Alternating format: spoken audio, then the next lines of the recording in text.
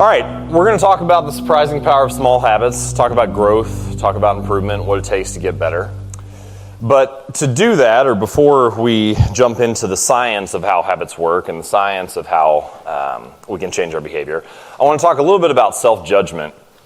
And the reason I want to talk about it is because self-judgment is one of the things that can hold us back from growth, one of the most common things that can hold us back from growth. Since we have a basketball crowd, let's say you're shooting, you shoot a free throw and you miss, and the first thing you think is, oh, that's a bad shot, right? You start judging the shot. It's not necessarily a good thing because you're preventing yourself from learning from the experience because you're so in your head judging the experience, right?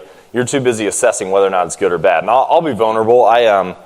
When I first met Brene Brown, who's great if you are not familiar with her work, she said, your experience here today will only be as great as your willingness to be vulnerable. And I would say we could say that about this experience as well, right? The willingness to be vulnerable that you have for this whole thing is going to determine how much you're going to get out of it. And so I'll share a little bit. How awesome was Steve last night?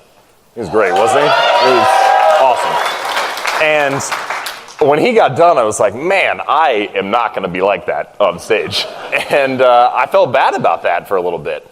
And so what I was doing there is what you do when you judge yourself after you miss a shot. I was practicing this self-judgment, right? I was getting in the way of my ability to do the work and share my own message because I was too busy criticizing myself. Instead, I would like us today to think more about being like a rose bush, being a seed, right?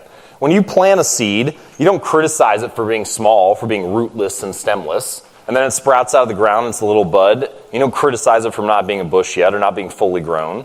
But at each step along the way, it's exactly what it needs to be. And the reason that this is important is because we often judge ourselves, right, based on where we're at. I'm not there yet. I'm not a good enough free throw shooter. I'm not a good enough speaker. I'm not good enough at my business. I'm not good enough at relationships, whatever it happens to be. And we're so busy judging ourselves. And this is actually enforced by the way that society treats a lot of things, right? It's like you're never supposed to be satisfied. You're never supposed to be done. You need to be driven. And we often associate being driven and being dissatisfied as being the same thing.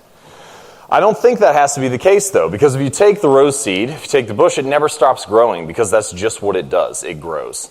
And so I would like us to take that philosophy into this next hour where we don't judge ourselves for where we're at. We're perfect whatever stage of our growth we happen to be in, but we never stop growing because that's just what we do. We're like the seed, right? That's just who we are. So, in order to start this off, I want to talk a little bit about Team Sky. I met a couple people from the UK last night who are probably familiar with this story. In the mid-2000s, Team Sky is Great Britain's professional cycling team. And they hired a man named Dave Brailsford. And at the time, they had a pretty middle-of-the-road record when it comes to performance on the world cycling stage. They had never won a Tour de France. And they brought Brailsford in and they said, we want to change that. What's your strategy? What's your plan? And Brailsford believed in this concept that he called the aggregation of marginal gains. The way that he described it was the 1% improvement in nearly everything that you do. So they started by making 1% improvements in a lot of areas you would expect a cycling team to make. They got slightly lighter tires for the bike. They built a more ergonomic seat. They had their outdoor riders wear indoor racing suits, which were lighter and more aerodynamic. They had their riders wear biofeedback sensors so they could see how each person responded to the type of training that they were doing. But then they did a bunch of things that you wouldn't expect a cycling team to do. They taught their team how to wash their hands to reduce the risk of infection. They figured out the type of pillow that led to the best night's sleep and then brought it on the road with them to hotels. They split tested different massage gels to see which one led to the best muscle recovery. And Brailsford said, all right, if we can execute on this strategy, if we can aggregate all these tiny little 1% changes, then I think that we can win a Tour de France in about 5 years. He ended up being wrong. They won the Tour de France in 3 years, and then they repeated again in the 4th year with a different rider. And when Brailsford coached the Great Britain cycling team at the Olympics in London in 2012, they won 70% of the gold medals available. And so this idea is central to what we're going to be talking about today. This idea that 1% gains and getting 1% better each day actually is not just a tiny improvement, but adds up to something very significant over the long run. And it's just basic math. If you look at getting 1% better for 365 days in a row, you end up 37 times better by the end of the year. Meanwhile, if you make a slightly worse choice, a tiny mistake, a little error, a small lapse in judgment, and make a 1% worse decision each day, you almost whittle yourself all the way down to zero. And this narrow gap between 1% better and 1% worse, this is the stuff that ends up adding up and making us either champions or standing in second place or not even in the conversation at all, right? Now, getting better every single day is not reasonable, even for the most consistent and most dedicated of us in the crowd. However, if you want to get 10 times better at something, you just need to get 1% better for 232 days out of the year. So that's 5 days a week, 46 weeks a year. That leaves you 6 days for holidays, vacation, being lazy, making excuses, whatever it happens to be, right? But if you get better for those 46 weeks a year, those 5 days a week, you can take weekends off, and if you make 1% improvements, you're going to end up 10 times better by the end of the year than you would have been the year before. Now, so the key idea here is that small habits and tiny gains actually add up to something very significant in a surprisingly short period of time, right? They can multiply into meaningful results very quickly. If we believe this, if we're going to buy into this, then the next question is, how do we do that? Right? How do we execute on that? And that's what the practical part, the next phase of this presentation is going to be about. We're going to answer 3 questions. So first, why do some habits stick and others fail? What's the deal? How do habits work? How can we get into our own psychology? Why are we able to build some behaviors and not build others? Second, how do I know what to change? If I buy into this idea that 1% improvements make a difference, then how do I pick? Right there, we can spend our ways, our attention, and our energy in an infinite number of ways. How do I decide what to focus on? And third, how do I get started and take action?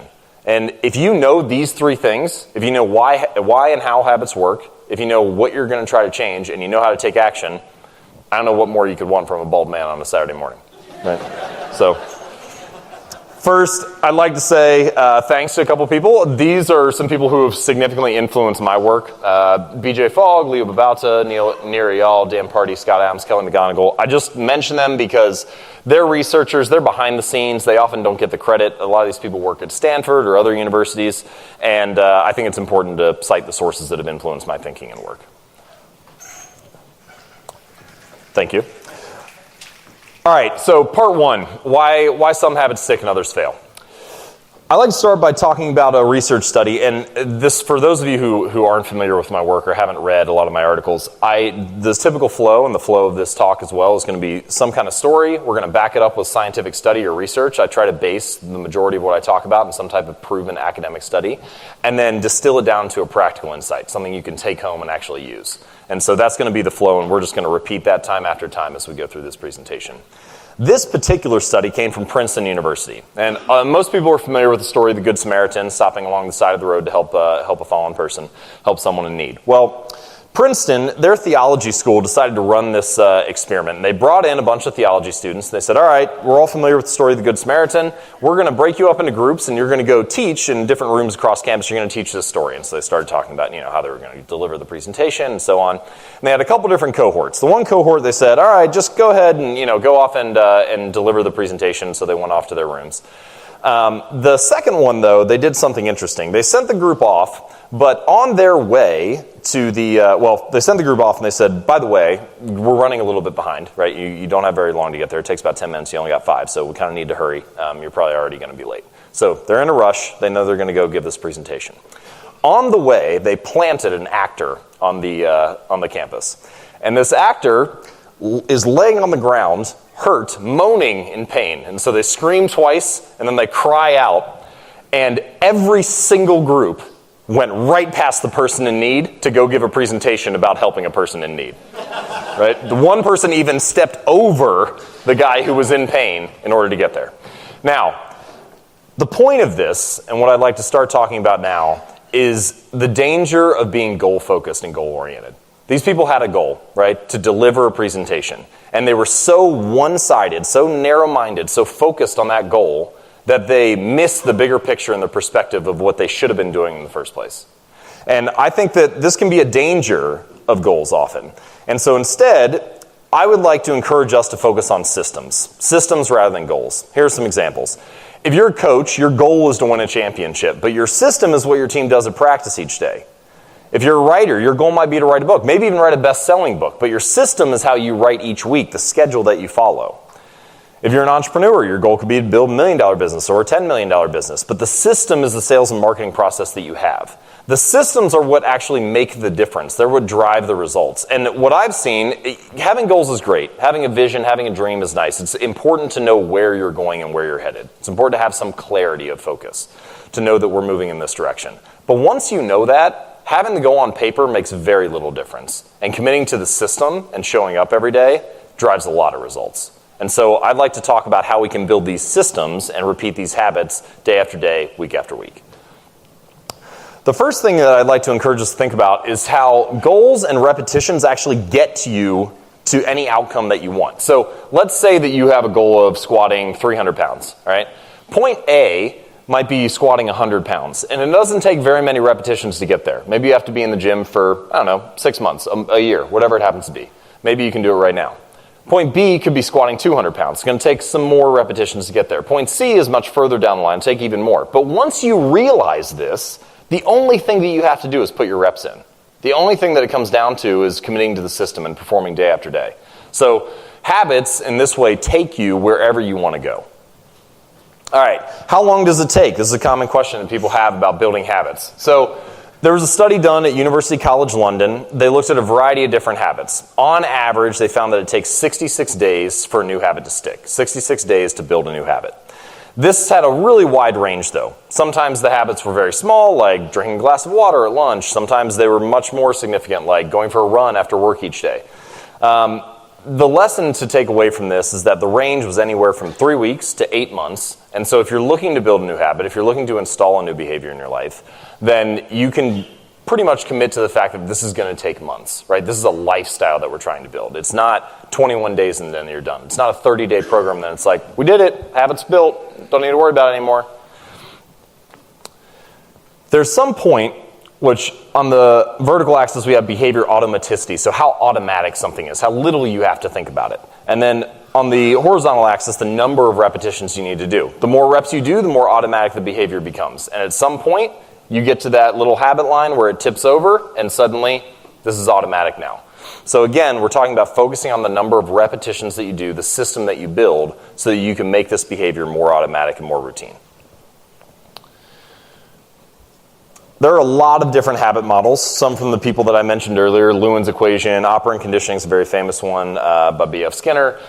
Tiny habits model, loop model, hook model, blah, blah, blah. The only reason I list all these here is so that you understand that there are a lot of different ways of thinking about habits, but we're going to break one down right now, probably the most popular assessment of how habits and behavior work. All of these share things in common, so if you hear people talking about this is the way to build habits, it's a way to think about building habits. All right, here's one way to think about it. I call this the 3 R's. This is very similar to what's mentioned in Charles Duhigg's book, The Power of Habit, which is a good book to read if you'd like a little overview. The basic idea is that there are 3 phases of building any new routine into your life. First, there's the reminder, okay? And the reminder is the thing that triggers the habit, the thing that initiates the behavior. It's a cue. So, for example, if my phone rings, that could be a reminder. The second piece is the reward, or is the routine itself, the actual habit, right? The action that you're performing. So phone rings, that's a reminder. I answer the phone, that's the routine. The third piece is the reward. And this is the benefit that you get for doing the behavior. Now, when we're trying to build new habits, when we're trying to think about how to initiate these things into our life, the important pieces to focus on are the reminder and the reward. Because if you can figure out how to give the right incentive, the right benefit for doing the behavior, it becomes more easy for it to be ingrained. And if you can figure out how to trigger the behavior, which we're going to talk about in a moment, that may be the most powerful way to initiate new behaviors and habits. I'm going to give you multiple examples of that in a moment. So, let's talk about practical ways to build these new habits. First, simplicity. Start incredibly small. The reason that we want to start incredibly small is that there is some type of friction in the beginning. And the bigger the habit is, the bigger the friction is to start that behavior. So, if you were going to break it down in 3 simple steps, and this comes from the Tiny Habits program by BJ Fogg, which is free if you'd like to take it, if you really want to geek out on this stuff. Tinyhabits.com is where that's at. But start with a habit that's incredibly easy for you. Increase your habit, but in a very small way. And then keep it easy and break the habit down as needed. Sounds super simple, sounds really basic. In practice, it's much harder to do because we often talk ourselves into biting off much more than we can chew, right? Nobody wants to make 3 free throws today. They want to shoot 300. But if you can start with 3 and increase to 4 and then increase to 5, then you can start to build a system of behavior, and you focus on building the pattern first rather than focusing on the results. And that's what we're talking about when we say put the system before the goal. So this is a way of thinking about that friction point in the beginning, right? The amount of motivation you need to complete a habit drastically decreases as the habit is completed. Let's say you want to go on a run after work, right? The hardest part is getting your shoes on and getting out the door. Once you do that and you start running, you go the first mile, might as well run back and finish it, right? Like I'm already halfway here. So the amount of motivation you need at that point is nil. You've already done it, right? The hard part is getting started. And so if you can do multiple things to make this easier. First, you can make the habit smaller, right? That's what we're talking about right now. Let's make the habit as small as possible, reduce the friction needed, so I don't need to rely on motivation and willpower to execute this behavior. The second thing that you can do is design your environment to make it easier to get started. You want to go for a run, lay your shoes and your clothes out the night before. You don't have to make that decision, right? Just reduce the amount of friction points in front of you for performing that behavior. And we'll talk about environment design later. Basically, you want to make it so easy that you can't say no to it. So when you're building a new habit, if it's hard enough that you could possibly not feel motivated, you don't have enough willpower to execute on it, it's too hard, too big in the beginning, right? Make it so easy that you can't say no to start, and then escalate and improve from there. All right, let's talk about habit triggers. Remember, a reminder or a cue is the first piece of the habit routine. This is the first piece of that three-step loop. Triggers are an incredibly important way to initiate new habits in your athletes and yourself and your coworkers, your spouse, whoever it happens to be. So we have cold triggers and we have hot triggers. Triggers are the cues that prompt behavior. A hot trigger can be acted upon right now. Let's say you're driving down the road and you see a billboard and it says, go visit jamesclear.com. You can't do anything at that moment because you're busy driving. That's a cold trigger. Meanwhile, if I send you a text and say, hey, here's a link to my latest article, you can click on it and read right away. That's a hot trigger, something you can do immediately. So often, when we want to build new habits, we ask people to do it by trying to trigger them in a cold way. If you trigger people in a hot way, they can actually do the behavior right then, rather than having to remember to perform it later. So this is BJ Fogg's, this is how he summarizes building habits. He says this is all you need. Put hot triggers in the path of motivated people. If you can do that, then you can build new behaviors. You get the right group in the room who's motivated to perform an action, and then you ask them to perform a habit that they have the ability to do right then. There are 5 types of triggers, okay? I'll give you an example for each. First, time. So my writing routine, I publish a new article every Monday and Thursday. It doesn't matter how good or how bad I feel about the article. It doesn't matter if I think it's going to make it into a book someday. It doesn't matter if people like it or if they don't like it. It doesn't matter if it's 5 words or 500 words or 5,000 words. It gets published on Monday and Thursday. Time is the trigger. That's the thing that drives the habit. That's the thing that drives the behavior. Location. When I go to the gym each week, I get there and I do the same routine. I set my gym bag down, I take my lifting shoes out, I put them on, I put on my knee wraps, I put on my wrist wraps, I go get a drink of water, I do 10 squats without the bar, 10 squats with the bar, and then I start my workout. It's the same routine, same habit every single time. And the gym, the location, is what drives that habit. Preceding events. When I sit down to dinner each night, I have a daily gratitude habit where when I sit in the chair, that's the preceding event, I say one thing that I'm grateful for that happened that day. I didn't think this was going to be an important habit when I started it. I've been doing it for 3 years straight now, and it's crazy how that one little thing can reset your entire day, and the cumulative effect of always having something to say that you're grateful for, how big of a role that plays on your day and your psyche and your mindset. Emotional state. This one's a hard one, but we often see it with bad habits, right? You get angry, you get frustrated, you get upset, and the emotional state triggers some kind of response. Mano was talking yesterday, you get frustrated while you're driving, you get distracted, you get busy, and then all of a sudden, you're making choices that you didn't think you would or are hoping you wouldn't. I sometimes find this when I'm holding tension in myself. If I feel really tense, if I feel uptight, if I feel stressed, I try to use that emotional state when I'm aware of it as a reason to do my breathing routine. And we've talked about breathing exercises a little bit before. I do a really simple one. It's just breathe in for a count of 3, hold for 1, breathe out for a count of 5, and then I just repeat that for a minute or so. So 3, 4, 5 times. If you do that, and you can do that anywhere, it completely resets the energy that you have. So that breathing routine is great. Other people, this one is fascinating. The people that we surround ourselves with dictate our habits and behavior, even if they're not physically by us. There's a really famous study that was published in the New England Journal of Medicine, and they found that if you have a friend, Even if they live anywhere within 500 miles of you and they are obese, you are 57% more likely to be obese yourself. You don't even have to be around them. You just have to be associated with them. So this social network and these ties can drastically change the type of triggers, the type of habits that you form, the type of behaviors that you fall into. Here's an exercise that you can use when you go away from here. If you're thinking, all right, how do I make this practical? How do I actually use this in my own life? So you're going to write 2 columns. You're just going to do a little T-chart right down the middle of the paper, okay? On the left-hand side, I want you to list all the things that you do each day without fail. So I brush my teeth, I wake up in the morning, I take a shower, I get dressed. There'll be a big batch in the morning when you have your morning routine and all the things that you usually do. There'll be another batch usually either when you get to work or sometime around lunch. I get my car keys, I walk out to my car. You can be as detailed as you want to be. Usually another batch when you come home for dinner and then bedtime routine and so on. But you're going to go throughout the whole day and list everything that you just normally do. Then in the second column, you're going to list all the things that happen to you each day without fail. The sun rises, the sun sets, a commercial comes on TV, a song plays on the radio, traffic light turns green, traffic light turns red, all the things that are in your normal day that just are going to happen like clockwork. What you have at this point, once you develop these 2 comprehensive lists, is a list of possible triggers that you can tie a new behavior to. So let's say that you wanted to start meditating, for example, and you saw that on your list, in your morning routine, you have make a cup of coffee. For this new habit, you can stack it on top of the old behavior and use the old behavior as the trigger. So you say, when I make my cup of coffee in the morning, then I'll meditate for 60 seconds. And so you're trying to tie the new behavior to an old behavior. The reason that this is useful neurologically, the line is neurons that fire together, wire together, and so on. You're basically creating an on-ramp to this neural pathway in your brain. You've already got this habit built. You already make coffee every morning. It's already something you can count on.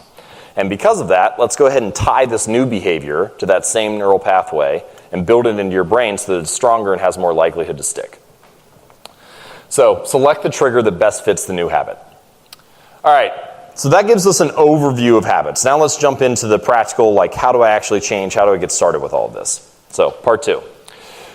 The first thing I'd like to talk about is in order to make a change, in order to build these new habits in your life, we first need to start thinking about what's distracting me. This is a concept called the Zeigarnik effect from an awesome researcher with the name of Bulma Zeigarnik. In the 1920s, there's a story about 4 or 5 men walk into a restaurant in Germany. They sit down to have their meal. It's a relatively complicated order. So they tell their order to the waiter, and the waiter just stands there and remembers it all by memory, and then walks off, gets the order right, brings the food back. They're really impressed. They ordered a lot of different things, and he didn't mess up anything, right? It was perfect. So they were talking about his memory. They eat the food, they leave, they finish their meal, and they walk out. One guy realizes about halfway down the street that he forgot his wallet. And so he runs back to the restaurant and goes over to the waiter and says, hey, I'm sorry I forgot my wallet. I don't know if, maybe you can help me. And the waiter looks at him and says, who are you? Do I know you? And he was like, you just served our party. We were really impressed by how great your memory was. You remembered the whole meal. And the waiter looked at him and said, oh, I only remember each meal until it's served. And what we're talking about here is the Zeigarnik effect, which is the tendency to experience intrusive thoughts or to remember things or to spend our mental energy on things until that objective is completed. So we remember things that are incomplete, that are pursued and left undone. Consider for a second what type of role this can play in your life. If you're someone who does what I would call half work, where you start a project and work on it a little bit and then never end up finishing it, or you're doing a task and then you leave it undone, you look at an email and you leave it unread, you use your inbox as a to-do list, all these different things. These are open loops that you're opening in your brain over and over again. You have all this undone work that is taking up mental energy, that's using up space. You can consider your brain kind of like it's like RAM, right? Like in a computer. You're at 100%, and then you start to have to remember things, and you drop down to 95, 94, and you're taking yourself down, and all of a sudden, on your average day, you only have 75% of your power to put toward a task because you're so busy trying to remember all these open loops and things that you are spending energy on. So the curiosity gap is the nagging brain, basically. And if your brain is constantly nagging you, you can't put your energy best toward the next task that you're trying to perform. So here's one exercise if you want to play with this. I've struggled with this myself as well. I'm certainly not perfect in any way with this stuff.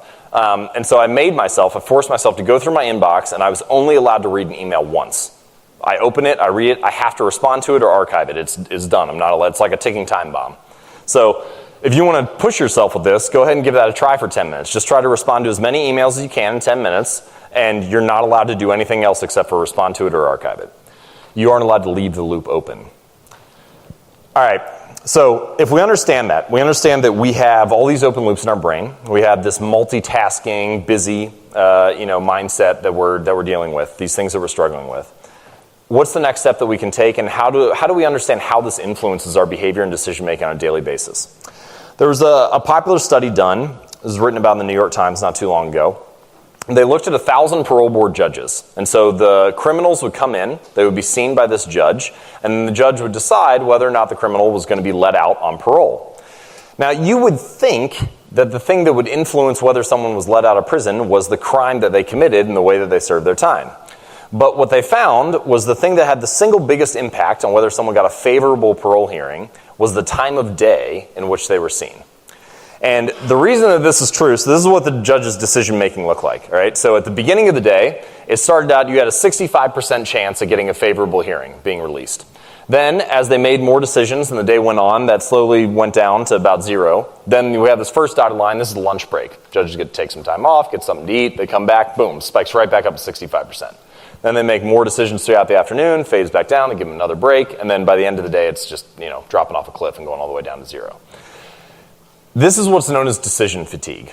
The more choices that you make, the more things that you force your willpower to be used upon throughout the day, the less you have to spread around to the other tasks. You can think of willpower as like a muscle, right? The more that you have to use it, like I can sit up here and rep out curls for a little bit, but you give me 2 or 3 minutes and all of a sudden I start fading, right?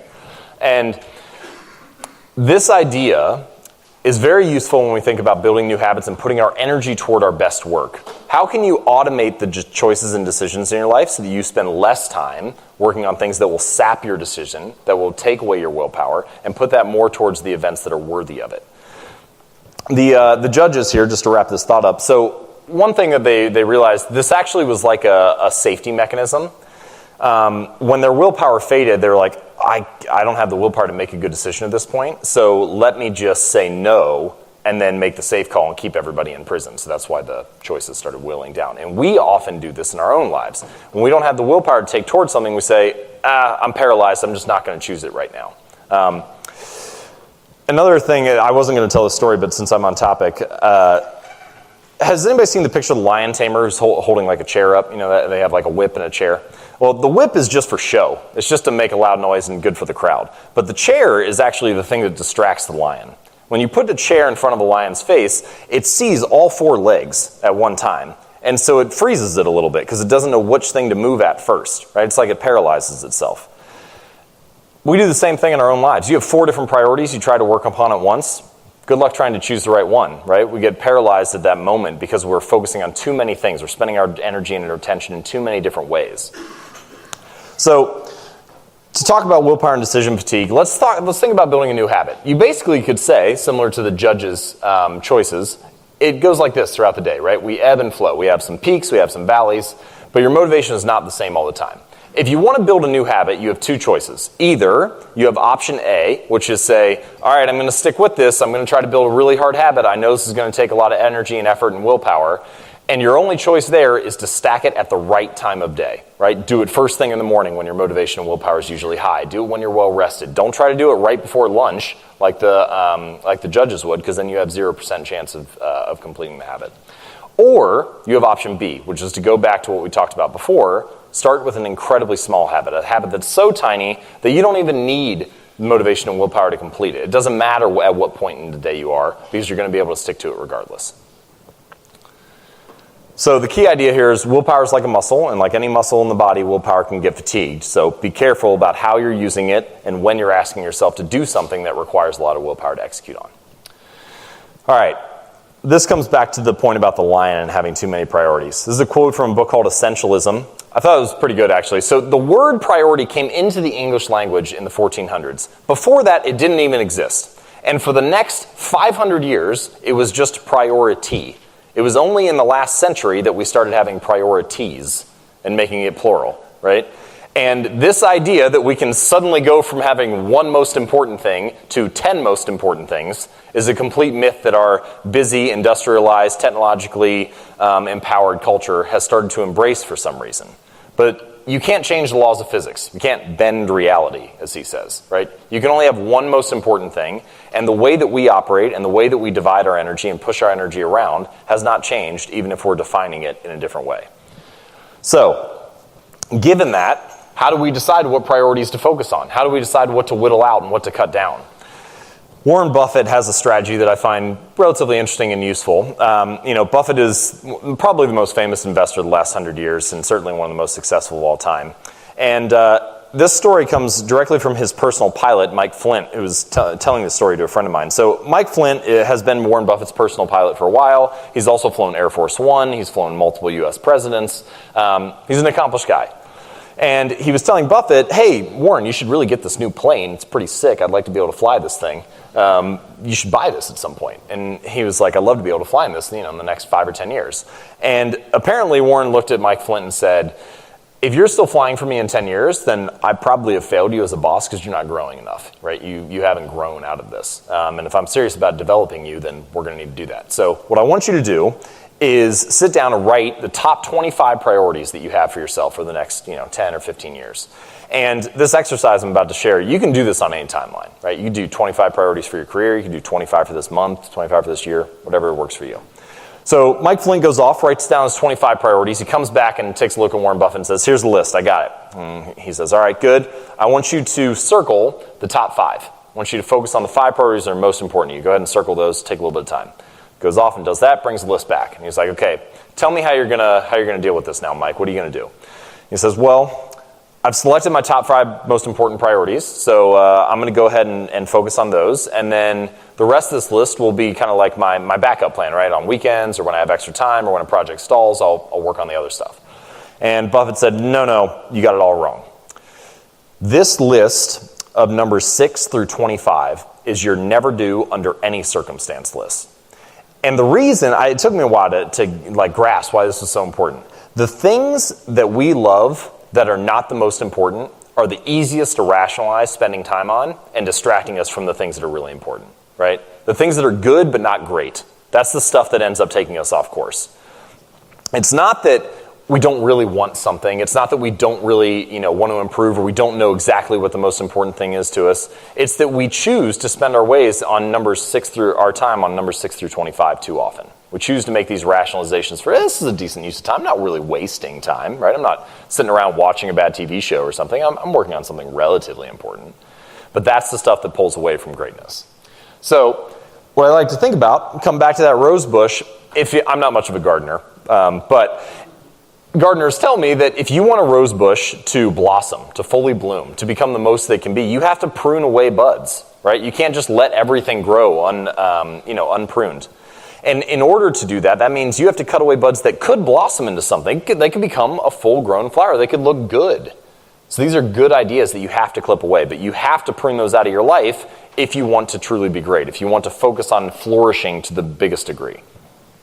So pruning away these ideas and using Buffett's strategy of this 25-5 rule is one way to cut out the things that are in your life that are distracting you from greatness. Another way, and this is on a daily basis, so you can think of Buffett's as like a longer timeline, it's like a strategy, and then this Eisenhower box is how do I run my day-to-day activities. So if you want, I put together a Google Doc where you can download either a PDF version or just use an online version of the Eisenhower box. You can download that at jamesclear.com/ebox if you want a copy of it. But you can also just write it on your paper. The basic idea, President Eisenhower used this daily, supposedly, when he was running the United States and throughout his illustrious career as a military official. You have 4 different boxes, right? You have important and urgent. These are the things, this is the do category, stuff you need to get done right today. It's always important and it needs to be done, it's on fire. The next category is not urgent, but it is important. This is the category that we often overlook. These are the things I know I should be doing. I know they're good habits. I know I should be going to the gym more often, but I just can't seem to make time for it. This is the stuff that you need to decide when to do it. You need to schedule it at some point. The next is not important, but urgent. This is the stuff that pulls us away a lot of the time. These are the fires, the daily emergencies, the things that pop up, right? I need to go pick my kids up from school. Somebody got sick. I have to take them to the hospital. There's all sorts of things that are like urgent, but not necessarily the most important way to be spending your time and energy. Then there are things that are not important and not urgent. These should just be deleted, right? But a lot of the time we have one or two of these that have somehow crept in, and we're still spending our time on it because inertia and momentum, and we just happen to keep doing that, but we shouldn't be. So this little box can be a useful way to think about where am I spending my time today, and is that in the right category? So the key idea here is that busy does not equal important, and urgent is not the same thing as necessary. Just because something is urgent doesn't mean it needs to get done. So filter out the fluff, focus on what matters. In order to do this, so you may be thinking at this point, all right, I want to focus on the most important stuff, but I still have a lot of priorities. I still have a lot of stuff that sounds important to me. I still would like to build all these new habits. How do I decide what to stick to first? In this case, I would suggest keystone habits.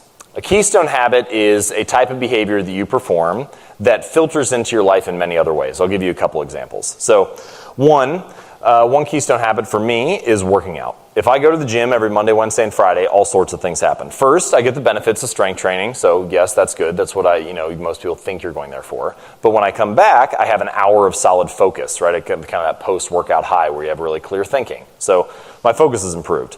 I tend to eat better when I work out. I don't know why, I just don't want to waste it, I guess. I could, eat ice cream if I wanted, but I just kind of feel like I have a good streak going, so might as well continue eating well too.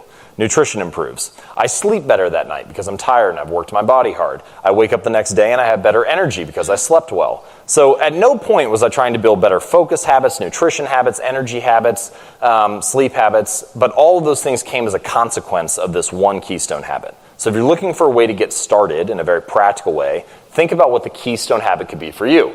Some popular examples, weightlifting is mine. Meditation is another one that you commonly hear CEOs talk about. If I get my daily meditation habit in, then everything is much easier for me.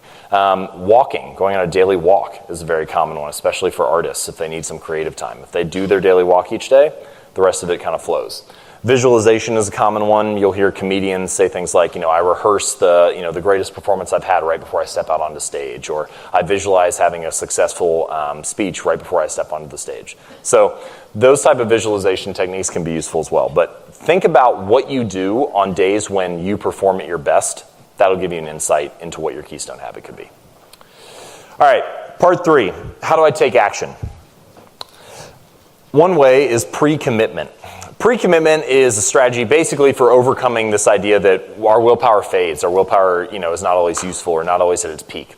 So pre-commitment is what I would call an instant willpower improvement. And we've talked about how you can be paralyzed by choice, this kind of lion in the chair philosophy. And when our willpower is low, we're less likely to give up choices, right? We don't have the option to, we don't have the power, the strength, the attention, the energy to make the right choice. So we say, I'd rather just not make a choice right now. So we can use pre-commitment to overcome this. Let me give you an example. So there was a study done.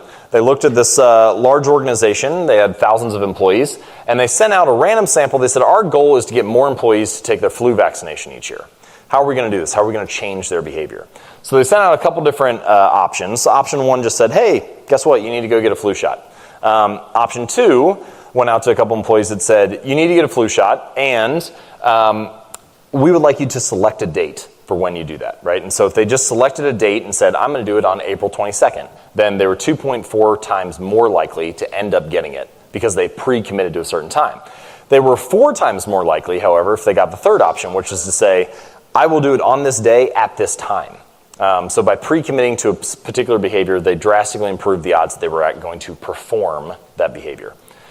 Then there's another option, okay? So they sent out another one and it said, not only do you need to get a flu shot, we've chosen the time and date for you. So you're going to go there on April 22nd at 1 p.m., and if you need to change it, you can call this number.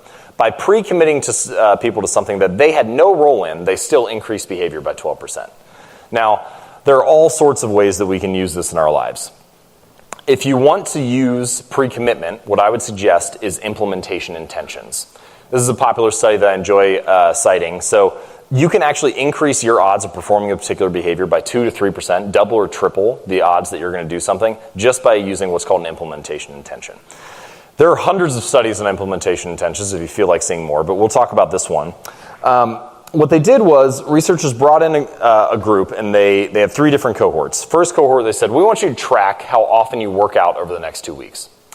The second group, they said, we also want you to track how often you work out, but we're going to show you this motivational presentation, this motivational talk and pamphlets and video on the benefits of exercise. So here's the cardiovascular benefits. This is why you should do it. So group 2 was the motivated group. Group 3, they said, we also want you to track how often you exercise, and they gave them the same motivational presentation, so they're equally motivated as group 2. And they had them do one other thing, and that one thing was fill out this sentence. During the next week, I will partake in at least 20 minutes of vigorous exercise on this day, at this time, at this place. So they had to state their intention to perform the behavior and be very specific about it. Here's what happened. So group 1, the control group, 38% of them worked out over the next 2 weeks. Group 2, the motivation group, 0 impact. Motivation faded as soon as they left the building. 1 out of 3 ended up working out. Group 3, 91% of them followed through. The only difference was they stated when and where they were going to perform the behavior. So if you're looking to build a new habit, be very clear about carving out space in your life and when that habit is going to occur. So key idea, pick a date, choose a place, give your goals a time and a space to live. All right. If you're willing to follow this so far, if you're on board with this, then you may be thinking, how do I get to the next level, right? How do I escalate and improve from here? How do I maintain consistency over the long term, right? Anybody can make these 1% changes once or twice. Anybody can have a good day, but how do you show up consistently time after time? Here's one example, and this is going to lead us into what I think is the most powerful way to change behavior, which is environment design. So the story here is about a guy named Trent Dursmid, and Trent was a young banker in his early 20s, 23, 24, in Abbotsford, Canada. And this was in the 90s. Abbotsford was still a small suburb of Vancouver, not a whole lot of banking deals coming through there. And he was tasked with being a young salesman, a young broker, and this is the strategy that he followed. He had one simple habit. Every morning, I would start with 120 paper clips in one jar, and I would keep dialing the phone until I'd move them all to a second jar. So you had a couple of the 120 paper clips, make a sales call, move one over. Repeat 120 times. And he did that every single day, and over the first 2 years, he grew his book from 0 to $5 million in business. He ended up making $75,000 the first year. A couple years later, he negotiated that into a $200,000 job, still in his mid-20s. And this is all he did. He's like, I didn't check analyst reports. I didn't check stock reports. I didn't check the weather. I didn't look at how the business and technology scene was doing. I just made calls. And for every behavior that we're going to perform, whether you want to be a better athlete, a better musician, a better business person, there is some core fundamental task that drives results. And if you do that task and you do it 120 times a day, every day, you're going to get a lot of results.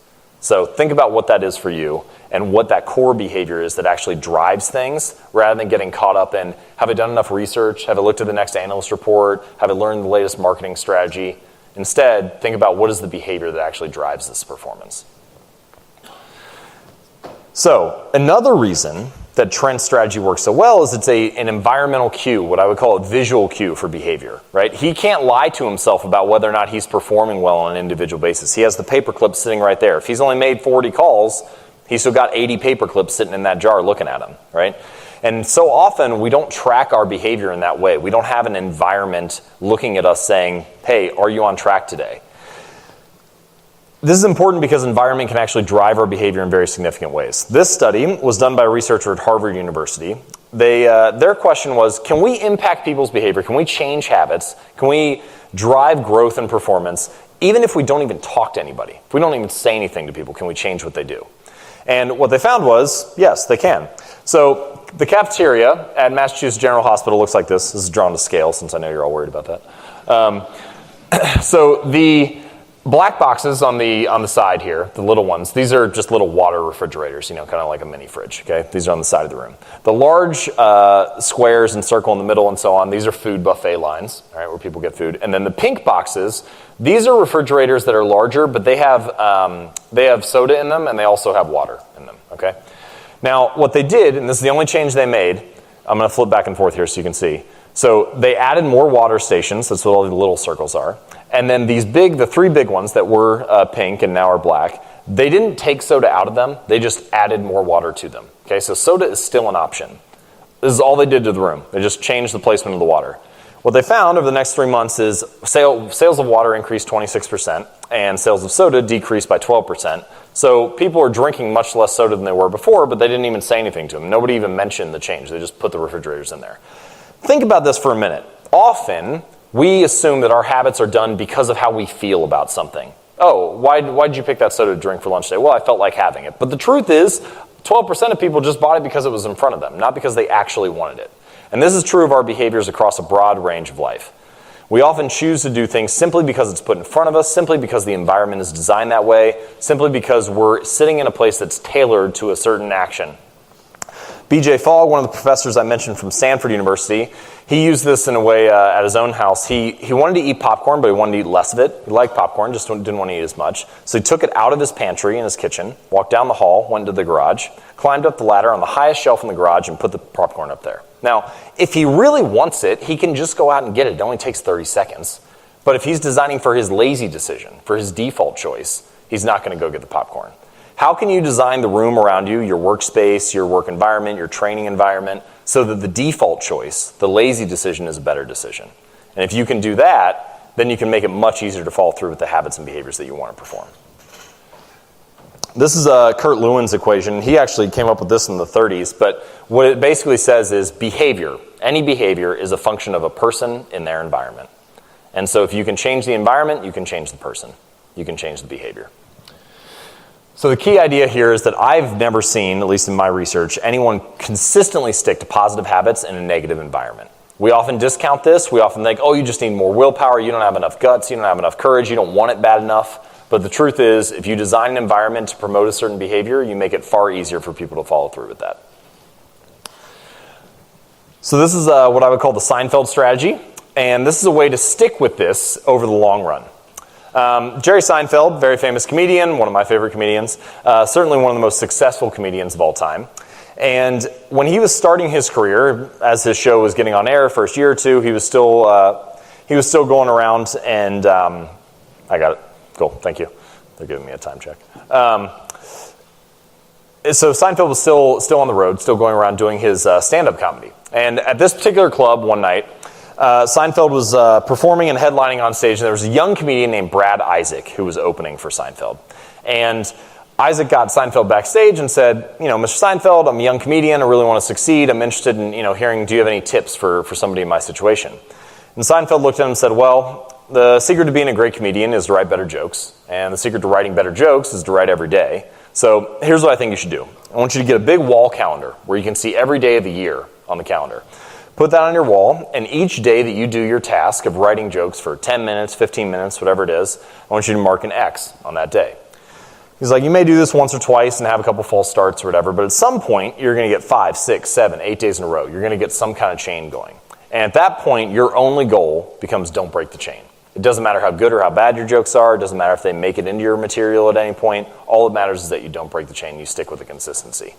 I know people who have used that for almost anything. You can use it for workouts, right? Don't break the chain of your training. You can use it for dribbling drills. You can use it for, if you're a filmmaker, am I working on film for 30 minutes a day? Whatever the goal is for you, don't break the chain. And the caveat that I would add to that, the one thing that I would change from this is nobody's going to be perfect. There's going to be some day where you fall off course, but the rule or the mental model that I like to keep in mind when it's that case is never miss twice. The thing that separates top performers from everybody else is not that they don't make mistakes. They make errors, they slip up, they make bad choices just like everyone else. They have a bad day. But they find a way to get back on track quicker than anyone else, as fast as possible, right? They may miss one workout, but they're not going to miss two.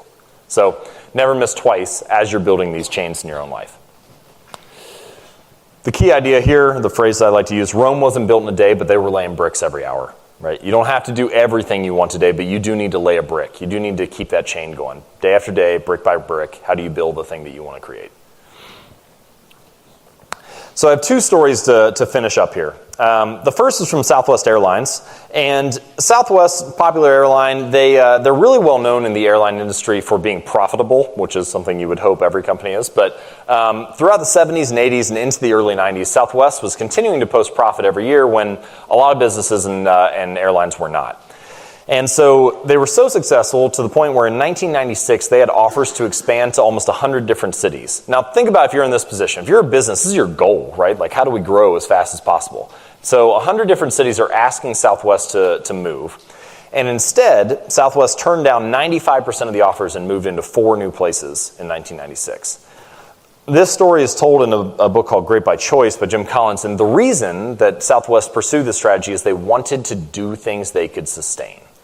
In any habit, there's some level of effort that needs to be put in. And this is what we usually talk about, right? Let's perform harder. Let's put more effort in. Let's burn ourselves out. And we get to point B, which is burnout. Now you have the opposite, which is point A. That's laziness. It's very sustainable. Doesn't require a lot of effort. But you want to live somewhere in the middle, right? Somewhere in this zone of long-term growth. How can you show up day after day, time after time? I was talking to a few people last night. I just recently heard about Kevin Garnett's work ethic, and he's often known for being super intense. And they were talking about what he does when he's in the gym, or how his strength training has looked for the last decade of his career. And what I was told, at least, is that on any individual day, his workouts aren't that insane. He just never misses workouts. And this idea that he's living in that zone of long-term growth, he's not trying to burn himself out each time in the gym, but he's never going to miss. That's what leads to greatness. And that's what I would like us to embrace today. So, as a gift for attending this, I have a PDF that you can download if you want. It's called Transform Your Habits. You can get it at jamesclear.com/habits if you'd like. But it covers a lot of this stuff in detail. I was able to cover a fair amount of stories today, but if you like more exercises or if you're interested in how habits are formed, feel free to grab that. If not, no worries. I'd like to finish with one final story. And this comes back to the point that we started this off with about self-judgment and about being vulnerable and about being willing to move forward. There's a very famous choreographer named Martha Graham, and in the 1940s, she was talking to another choreographer, Agnes de Mille, who's on the screen here. And Agnes de Mille had worked on a variety of different plays in her career throughout the 30s and 40s, plays that she thought were good, that she thought were very solid. And they didn't receive much critical acclaim at all. Nobody really said much about them. Then, in the 40s, she did the choreography for Oklahoma, which went on to become this massive Broadway success, toured all across the U.S., all across the world. And she was talking to Martha Graham, and she said, honestly, I kind of don't feel like I'm cut out for this. My metric for what good work is totally off. The things that I thought were really good, nobody said anything about. The things that I thought were okay ended up becoming this huge hit. Maybe this isn't the thing for me. And Martha Graham looked at her and said, you have something inside of you that nobody else has. You have a set of experiences, a set of beliefs, a set of skills and talents that no one else can bring to the world. And your job is not to decide whether that is useful or not, whether that is compelling or not, whether that is valuable or not. Your job is simply to share that thing.